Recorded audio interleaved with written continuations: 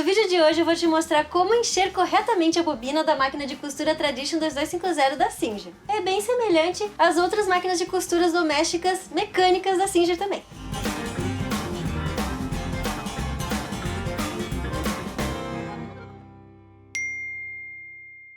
Olá, o meu nome é Andy Pierina, sejam todos muito bem-vindos ao meu canal.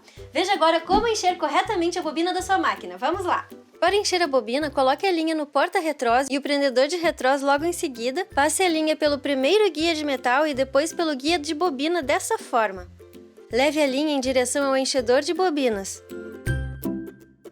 Passe a sua ponta por este furinho da bobina e encaixe a bobina no enchedor de bobinas dessa forma, cuidando para que este vinco fique encaixado no metalzinho do pino.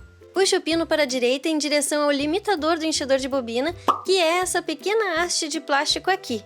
Segure a ponta da linha, aperte o pedal controlador de velocidade da máquina e encha um pouquinho. Corte o pedaço de fio que estava segurando e continue enchendo a bobina até ficar bem cheia ou o quanto for necessário. Quando estiver chegando na capacidade máxima da bobina, o limitador vai começar a travar o enchimento e quer dizer que o trabalho está feito. Corte a linha, volte com um pino enchedor de bobinas para a esquerda e retire a bobina.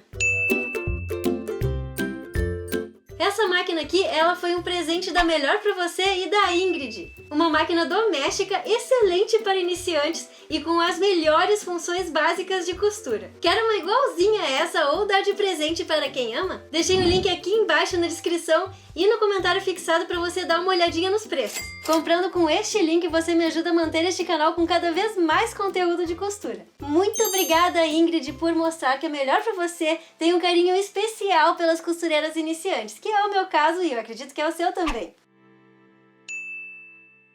Este vídeo aqui, ele faz parte de um completão, um guia definitivo de como você usar e manusear a sua Singer Tradition 2250. É um vídeo bem grande, então clica para ver só quando você realmente estiver bem preparada para aprender tudo sobre essa máquina. Qualquer dúvida me chame no Instagram @AndyPierina. Faça parte também do meu canal no Telegram. Ali tem dicas de costura, conteúdos exclusivos e outras novidades. Espero que tenham gostado do vídeo e até a próxima!